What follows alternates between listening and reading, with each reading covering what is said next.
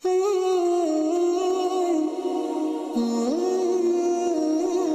के बारे में कई किस्म के इंकशाफात और गुमान किए जाते हैं।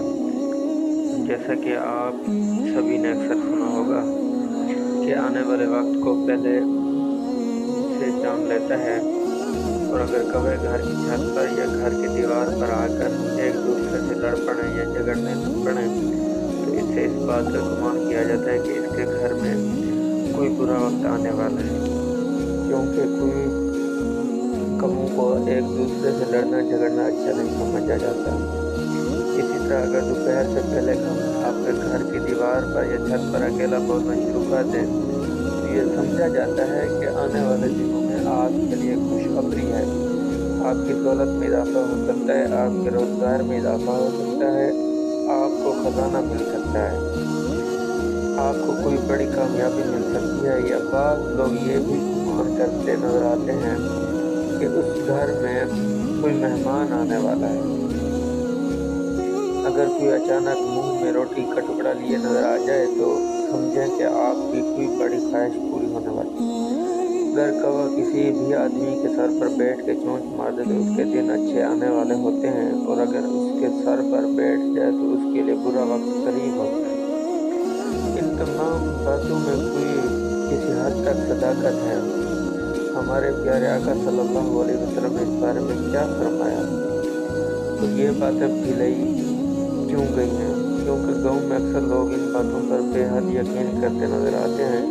अगर उनसे पूछा जाए कि उन बातों का आपको किसने बताया, वो कहते हैं हमारे बुजुर्गों ने आजमाया हुआ है और ये हकीकत ऐसे ही होता है। यहीं पर एक नुक्ता नज़र आप सभी को साथ ये भी शेयर करते चलें कि जैसे कई लोगों का ये गुमान है कि हमारे बुजुर्गों का आजमूदा या हमारे बुजुर्गों ने ये बात कही तो सच कही। इस बारे में सिर्फ इतना कहना चाहूँगा कि कुफार दीन हक का ये पैगाम सुनकर उसे इसलिए झुठला देते थे कि हमारे बाप दादा इस बात पर अमल करते थे तो हम भी यही करेंगे, और दीन हक को झुठला देते थे, हालांकि वो लोग सरासर गुमराही के रास्ते पर थे। वैसे तो और भी बहुत सारे परिंदे हैं जो घरों पर आते हैं, तो ज़्यादातर लोग कौवे के बारे में ही ऐसे सवाल क्यों करते हैं? इन सब सवालों के जवाब आप सभी के साथ शेयर करने से पहले आपके साथ कौवे की हिस्ट्री आप सभी के साथ शेयर करते चलें कि आखिर इस परिंदे के हिस्ट्री क्या है, जिससे आपके लिए एक आज टॉपिक को समझना और भी आसान हो जाएगा।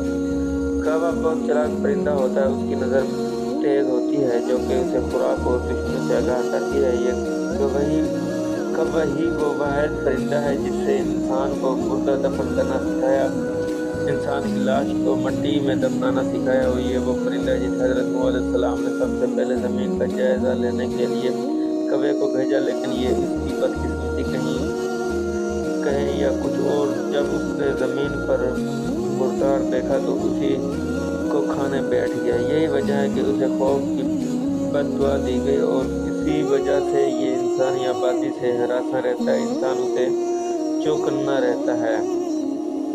तो दोस्तों, ये तमाम तर बातें कौवे को मुस्तकबिल देख सकता है या इसके कहीं करने से कोई फ़ायदा या नुकसान हो सके, तो आप सभी को बताने चलें कि इस्लाम में इन तमाम तर बातों की कोई अहमियत नहीं। मौजूदा दौर में पाकिस्तान में इन बातों पर अभी भी यकीन किया जाता है, और अभी भी बहुत सी ऐसी चीज़ें हैं जिनको बदशगुनी की अलामत कह दिया जाता है।